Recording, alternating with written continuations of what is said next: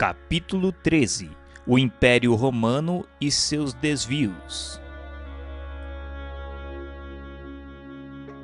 Reportando-nos ainda às conquistas romanas antes da chegada do Senhor para as primeiras florações do cristianismo, devemos lembrar o esforço despendido pelas entidades espirituais junto das autoridades organizadoras e conservadoras da República, no sentido de orientar-se a atividade geral para um grande movimento de fraternidade e de união de todos os povos do planeta. Os pensadores que hoje sonham a criação dos Estados Unidos do mundo sem os movimentos odiosos das guerras fratricidas podem sondar os desígnios do plano invisível naquela época. A Grécia havia perscrutado, na medida do possível, todos os problemas transcendentes da vida. Nas suas lutas expiatórias, transferir as suas experiências e conhecimentos para a família romana, então apta para as grandes tarefas do Estado. À força de educação e de amor, poderia esta última unificar as bandeiras do orbe, criando um novo roteiro à evolução coletiva e estabelecendo as linhas paralelas do progresso físico e moral da humanidade terrestre. Todos os esforços foram despendidos nesse particular pelos emissários do plano invisível, e a prova desse grandioso projeto de trabalho unitário é que a obra do Império Romano foi das mais primorosas em matéria educativa, com vistas à organização das nacionalidades modernas. O próprio instinto democrático da Inglaterra e da França, bem como as suas elevadas obras de socialização, ainda representam frutos da missão educativa do Império no seio da humanidade. O caminho dos romanos ficou juncado de semente e de luzes para o porvir. A realidade, contudo, é que, se os mensageiros do Cristo conseguiram a realização de muitos planos generosos no seio da comunidade de então, não podiam interferir na liberdade isolada da grande maioria dos seus membros. Em breve, os abusos da autoridade e do poder embriagavam a cidade valorosa. Toda a sede do governo parecia invadida por uma avalanche de forças perversoras das mais baixas esferas dos planos invisíveis. A família romana, cujo esplendor espiritual conseguiu atravessar todas as eras, iluminando os agrupamentos da atualidade, parecia atormentada pelos mais tenazes inimigos ocultos, que aos poucos lhe minaram as bases mais sólidas, mergulhando-a na corrupção e no extermínio de si mesma, dada a ausência de vigilância de suas sentinelas mais avançadas. Denso nevoeiro obscurecia todas as consciências, e a sociedade alegre e honesta, rica de sentimentos enobrecedores, foi pasto de crimes humilhantes, de tragédias lúgubres e miserandos assassínios. As classes abastadas aproveitavam a pletora de poder, instalando-se no carro da opressão, que deixava atrás de si um rastro fumegante de revolta e de sangue. Os Gracos, filhos da veneranda Cornélia, são quase que os derradeiros traços de uma época caracterizada pela administração enérgica, mas equânime, cheia de honestidade, de sabedoria e de justiça. Depois de Caio, assassinado no Aventino, embora se fizesse supor um suicídio, instala-se definitivamente um regime de quase completa dissolução das grandes conquistas morais realizadas. Sobe Mário ao poder depois das vitórias contra Jugurta e contra os germanos, que haviam, por sua vez, invadido o território das Galhas. Mas os antagonismos sociais levam Sila ao poder, travando-se lutas cruentas, como vésperas escuras de sangrentas derrocadas. Em seguida surge Pompeu e a Revolução da Catilina, muito conseguindo a prudência de Cícero em favor da segurança da cidade. Verifica-se logo após o primeiro triunvirato, com a política maneirosa de Caio Júlio César, que se alia a Pompeu e Crasso para as supremas obrigações do governo. As citações históricas, todavia, desviariam os objetivos do nosso esforço. Nossa intenção é mostrar que o determinismo do mundo espiritual era o do amor, da solidariedade e do bem. Mas os próprios homens, na esfera relativa de suas liberdades, modificaram esse determinismo superior no curso incessante da civilização. Os generais romanos podiam conquistar a ferro e fogo, desviando-se dos objetivos mais sagrados de seus deveres e obrigações, levando aos outros povos, pela força das armas, os liames que somente poderiam utilizar com a sua cultura e experiência da vida. Mas seus atos originaram os mais amargos frutos de provação e sofrimento para a humanidade terrestre. E é por isso que, em sua quase totalidade, entraram no plano espiritual, seguido de perto pelas suas numerosas vítimas, entre as vozes desesperadas das mais acerbas acusações. Muitos deles, decorridos decênios infindáveis de martírios expiatórios, podiam ser vistos sem as suas armaduras elegantes, arrastando-se como vermes ao longo das margens do Tibre ou estendendo as mãos asquerosas como mendigos detestados do Esquilino. Terminados os triunviratos, eis que ia cumprir-se a missão do Cristo depois de instalados os primeiros Césares do Império Romano. A aproximação e a presença consoladora do Divino Mestre no mundo era motivo para que todos os corações experimentassem uma vida nova, ainda que ignorassem a fonte divina daquelas vibrações confortadoras. Em vista disso, o governo de Augusto decorreu em grande tranquilidade para Roma e para o resto das sociedades organizadas do planeta. Realizam-se gigantescos esforços edificadores ou reconstrutivos. Belos monumentos são erigidos. O espírito artístico e filantrópico de Atenas revive na pessoa de Mecenas, confidente do imperador, cuja generosidade dispensa a mais carinhosa atenção às inteligências estudiosas e superiores da época, quais Horácio e Virgílio, que assinalam, junto de outras nobres expressões intelectuais do tempo, a passagem do chamado século de Augusto, com as suas obras numerosas. Mas depois de Augusto, aparece à barra da história a personalidade disfarçada e cruel de Tibério, seu filho adotivo, que vê terminar a era de paz, de trabalho e concórdia com o regresso do Cordeiro às regiões sublimadas da luz. É nesse reinado que a Judéia leva a efeito a tragédia do Gólgota, realizando sinistramente as mais remotas profecias. Não obstante o seu compassivo e desvelado amor, o Divino Mestre é submetido aos martírios da cruz por imposição do judaísmo, que lhe não compreendeu o amor e a humildade. Roma colabora no doloroso acontecimento com a indiferença fria de Pôncio Pilatos, retornando aos seus festins e aos seus prazeres como se desconhecesse as finalidades mais nobres da vida. E seguindo a mesma estrada escura de Tibério, Calígula inaugura um período longo de sombras, de massacres e de incêndios, de devastação e de sangue. Os seguidores humildes do Nazareno iniciam nas regiões da Palestina as suas predicações e ensinamentos. Raros apóstolos sabiam da missão sublimada daquela doutrina sacrossanta que mandava fazer o bem pelo mal e instituía o perdão aos próprios inimigos. De perto seguem-lhe as atividades os emissários solícitos do Senhor, preparando os caminhos da revolução ideológica do Evangelho. Esses mensageiros do alto iniciam igualmente e de modo indireto o esforço de auxílio ao império nas suas dolorosas provações coletivas.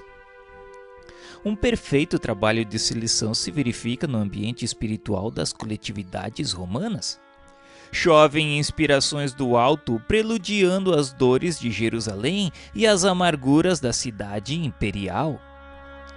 Vaticínios sinistros pesam sobre todos os espíritos rebeldes e culpados.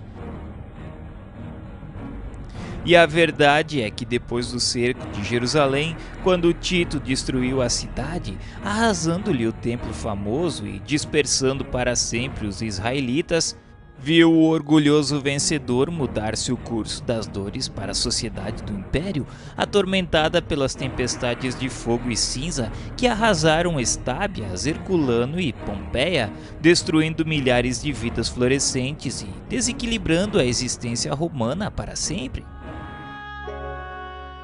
O Império Romano, que poderia ter levado a efeito a fundação de um único Estado na superfície do mundo, em virtude da maravilhosa unidade a que chegou à mercê do esforço e da proteção do alto, desapareceu no mar de ruínas depois das suas guerras, desvios e circos cheios de feras e gladiadores. O imenso organismo apodreceu nas chagas que lhe abriram a incúria e a impiedade dos próprios filhos.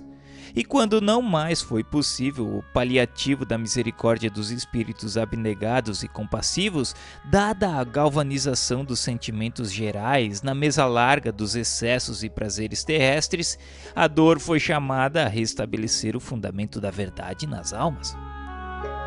Da orgulhosa cidade dos imperadores não restaram senão pedras sobre pedras. Sob o látigo da expiação e do sofrimento, os espíritos culpados trocaram a sua indumentária para a evolução e para o resgate no cenário infinito da vida. E enquanto muitos deles ainda choram nos padecimentos redentores, gemem sobre as ruínas do Coliseu de Vespasiano os ventos tristes e lamentosos da noite.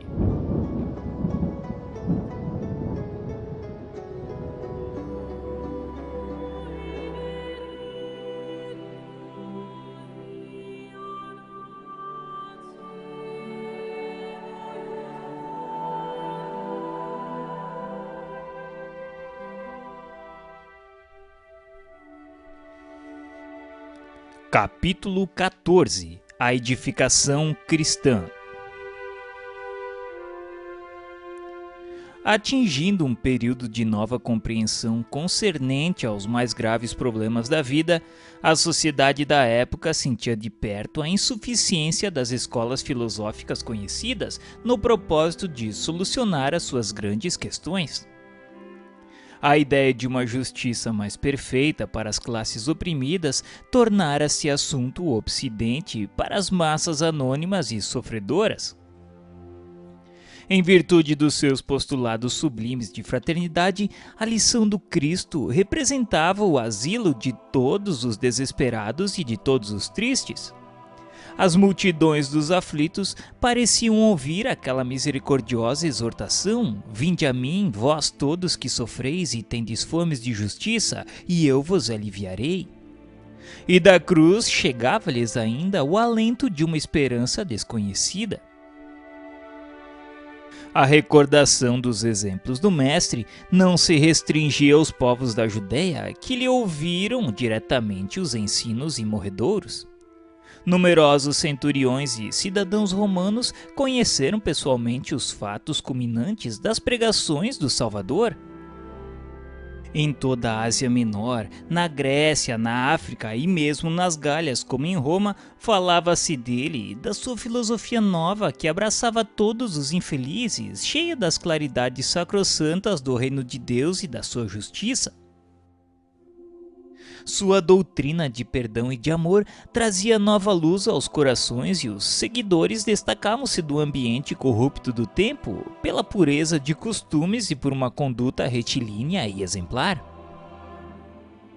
A princípio, as autoridades do império não ligaram maior importância à doutrina nascente, mas os apóstolos ensinavam que por Jesus Cristo não mais poderia haver diferença entre os livres e os escravos, entre os patrícios e os plebeus, porque todos eram irmãos, filhos do mesmo Deus. O patriciado não podia ver com bons olhos semelhantes doutrinas. Os cristãos foram acusados de feiticeiros e heréticos, iniciando-se o martirológico com os primeiros editos de proscrição. O Estado não permitia outras associações independentes além daquelas consideradas como cooperativas funerárias, e aproveitando essa exceção, os seguidores do crucificado começaram os famosos movimentos das catacumbas. Na Judéia cresce então o número de prosélitos da nova crença. O hino de esperança da manjedoura e do Calvário espalha nas almas um suave e eterno perfume. É assim que os apóstolos, cuja tarefa o Cristo abençoara com a sua misericórdia, espalham as claridades da Boa Nova por toda parte, repartindo o pão milagroso da fé com todos os famintos do coração.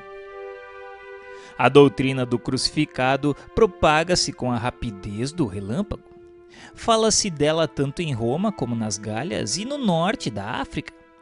Surgem os advogados e os detratores, os prosélitos mais eminentes buscam doutrinar, disseminando as ideias e interpretações. As primeiras igrejas surgem ao pé de cada apóstolo ou de cada discípulo mais destacado e estudioso. A centralização e a unidade do Império Romano facilitaram o deslocamento dos novos missionários, que podiam levar a palavra de fé ao mais obscuro recanto do globo sem as exigências e os obstáculos das fronteiras. Doutrina alguma alcançara no mundo semelhante posição em face da preferência das massas. É que o Divino Mestre selara com exemplos as palavras de suas lições imorredoras. Jesus foi o maior revolucionário de todas as épocas e não empunhou outra arma além daquelas que significam amor e tolerância, educação e aclaramento. Condenou todas as hipocrisias, insurgiu-se contra todas as violências oficializadas, ensinando simultaneamente aos discípulos o amor incondicional à ordem, ao trabalho e à paz construtiva. É por essa razão que os evangelhos constituem o livro da humanidade por excelência. Sua simplicidade e singeleza transparecem na tradução de todas as línguas da terra, prendendo a alma dos homens entre as luzes do céu ao encanto suave de suas narrativas. Nesse tempo, quando a guerra formidável da crítica procurava minar o edifício imortal da nova doutrina, os mensageiros do Cristo presidem a redação dos textos definitivos com vistas ao futuro, não somente junto aos apóstolos e seus discípulos, mas igualmente junto aos núcleos das tradições. Os cristãos mais destacados trocam entre si cartas de alto valor doutrinário para as diversas igrejas. São mensagens de fraternidade e de amor que a posteridade muita vez não pôde ou não quis compreender. Muitas escolas literárias se formaram nos últimos séculos dentro da crítica histórica para o estudo de elucidação desses documentos. A palavra apócrifo generalizou-se como o espantalho de todo o mundo. Histórias numerosas foram escritas. Hipóteses incontáveis foram aventadas, mas os sábios materialistas, no estudo das ideias religiosas, não puderam sentir que a intuição está acima da razão, e ainda uma vez falharam em sua maioria na exposição dos princípios e na apresentação das grandes figuras do cristianismo. A grandeza da doutrina não reside na circunstância de o evangelho ser de Marcos ou de Mateus, de Lucas ou de João. Ela está na beleza imortal que se irradia de suas lições divinas, atravessando as idades e atraindo os corações. Não há vantagem nas longas discussões quanto à autenticidade de uma carta de Inácio de Antioquia ou de Paulo de Tarso, quando o raciocínio absoluto não possui elementos para a prova concludente e necessária. A opinião geral rodopiará em torno do crítico mais eminente, segundo as convenções. Todavia, a autoridade literária não poderá apresentar a equação matemática do assunto. É que portas adentro do coração, só a essência deve prevalecer para as almas, e em se tratando das conquistas sublimadas da fé, a intuição tem de marchar à frente da razão, preludiando generosos e definitivos conhecimentos. No trabalho de redação dos evangelhos, que constituem sem dúvida o portentoso alicerce do cristianismo, verificam-se nessa época algumas dificuldades para que se lhes desse o precioso caráter universalista. Todos os apóstolos do Mestre haviam saído do teatro humilde de seus gloriosos ensinamentos. Mas se esses pescadores valorosos eram elevados espíritos em missão, precisamos considerar que eles estavam muito longe da situação de espiritualidade do Mestre, sofrendo as influências do meio a que foram conduzidos.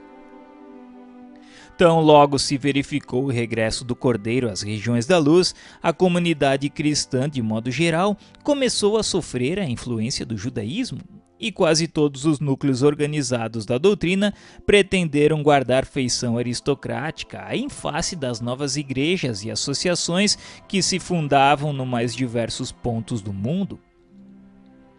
É então que Jesus resolve chamar o espírito luminoso e enérgico de Paulo de Tarso ao exercício de seu ministério. Essa deliberação foi um acontecimento dos mais significativos na história do cristianismo. As ações e as epístolas de Paulo tornam-se poderoso elemento de universalização da nova doutrina.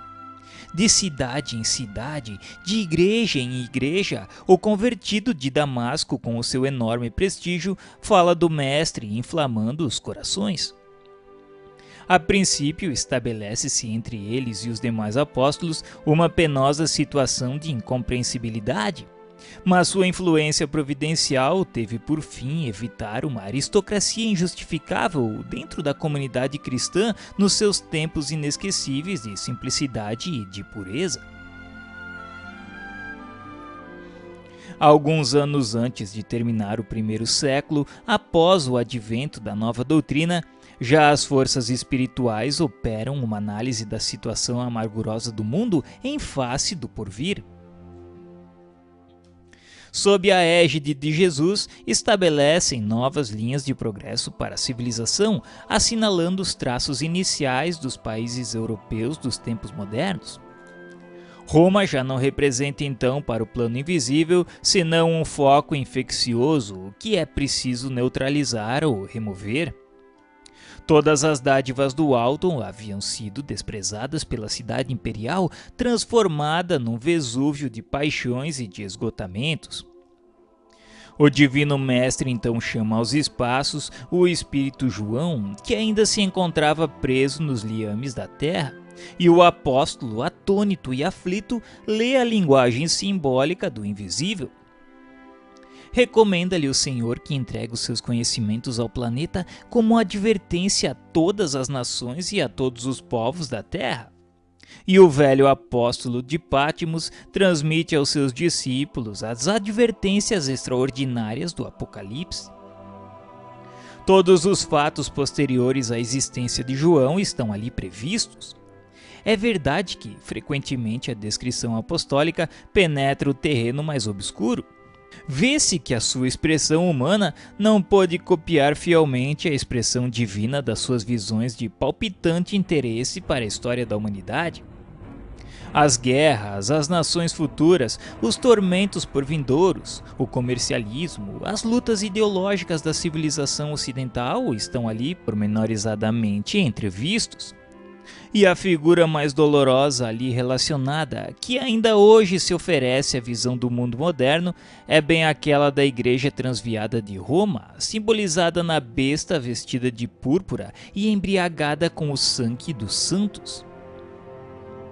Reza o Apocalipse que a besta poderia dizer grandezas e blasfêmias por 42 meses, acrescentando que o seu número era 666. E examinando-se a importância dos símbolos naquela época e seguindo o rumo certo das interpretações, podemos tomar cada mês como sendo de 30 anos, em vez de 30 dias, obtendo desse modo um período de 1260 anos comuns, justamente o período compreendido entre 610 e 1870 da nossa era, quando o papado se consolidava após o seu surgimento com o imperador Focas em 607 e o decreto da infabilidade papal com Pio IX em 1870, que assinalou a decadência e a ausência de autoridade do Vaticano em face da evolução científica, filosófica e religiosa da humanidade. Quanto ao número 666, sem nos referirmos às interpretações com os números gregos em seus valores, devemos recorrer aos algarismos romanos em sua significação por serem mais divulgados e conhecidos. Explicando que é o sumo pontífice da Igreja Romana quem usa os títulos de Vicarivis Generalis Dei in Terris, Vicarivis Filii Dei e de Vex Cleri, que significam Vigário geral de Deus na terra, Vigário do Filho de Deus e Príncipe do clero.